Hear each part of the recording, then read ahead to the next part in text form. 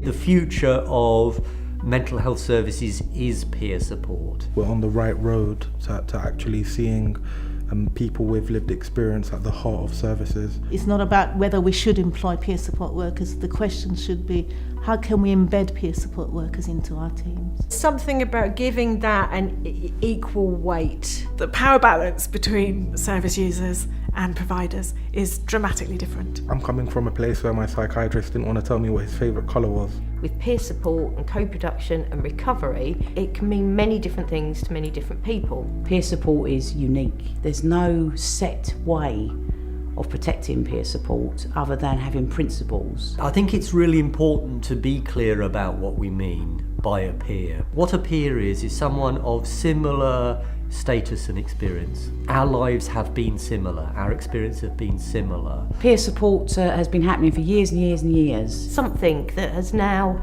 been recognised within services as something that's valuable and important. Peer support brings a lot of value to organisations, so we know in Recovery Partners, for every £1 that's spent on our peer support, it saves health and social care services £10.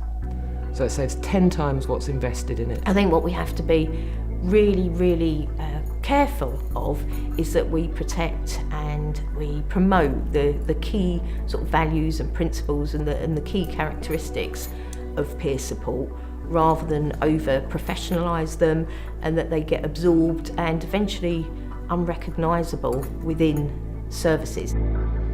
When I was young, when I had my first diagnosis, psychiatrists were almost godlike creatures, and you felt very much like a kind of small particle in a big system. People can identify with their peers in a way that it is not always easy to identify with professionals. So the way I see peer support is that it is a mutually supportive journey between the person doing the peer support and the person receiving the peer support. And you inspire hope, and it always begins with hope. It's very flexible, it's very person-centred and it's very holistic. Mixing with your peers should be about a place where you can explore those common experiences. Being able to share who you are, being very upfront about that from the get-go, changes the dynamic immediately of the work that you're doing and the person that you're working with. There's a much more equal basis and people are much more able to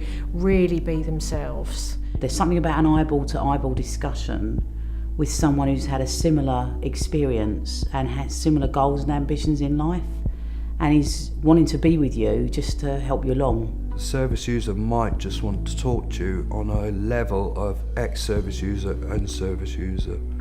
Just listening. And I don't think you have to be sorted to be a peer supporter. You don't have to be sorted and sussed and know what you're doing. You can still be a bit wobbly yourself and be of a tremendous assistance to somebody who's highly troubled. Isn't it a great shift that we've moved from thinking that someone with a psychiatric diagnosis, we move from thinking that they're a problem that needs to be fixed to this is a person who can help somebody else. I went into peer support thinking I knew it all. I was quite naive. I thought this is going to be a doddle. It weren't until you actually started you think, hang on, there's a lot to learn here. As we've been developing our peer support at the Mental Health Foundation, what we discovered is that the more people have in common, the more effective those peer support groups are. It's really important that the peer worker or the peer supporter is really well supported, have good training that's peer-led and peer-designed. I think there's huge challenges, and I think that's to do mainly with the system that our peer supporters are going into. We need to protect our peer support workers and we need to give them the skills to be able to really challenge that system but also work in it in a positive way. For me, co-production is very similar to kind of service user involvement, with the fundamental difference of equality in the decision-making process and actually having everyone together making shared decisions. It's funny, someone said to me recently, we use co-production now because involvement, that's not about power and equality. But it is, you need to be properly involved and effectively involved for co-production to be realised. It's just a deeper kind of involvement. It's something that is much more challenging for service providers, that is much more about really listening to what service users are saying and making more of a commitment. Co-production in theory is amazing when it works, when it's happening. A lot of the time it's just very tokenistic. They just want to say, oh, we've got peer support workers, we're doing co-production to almost tick a box. The biggest challenge is being involved in a meaningful way.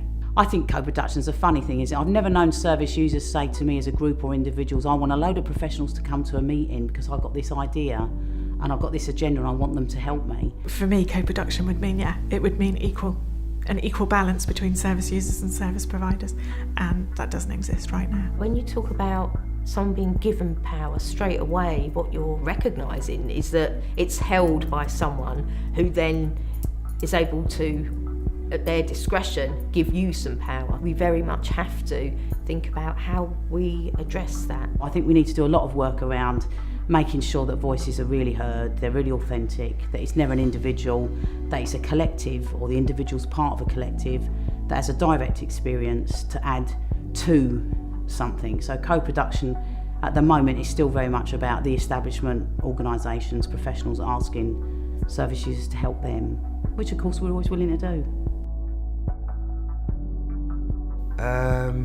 We're still testing more, but there will need to be changes.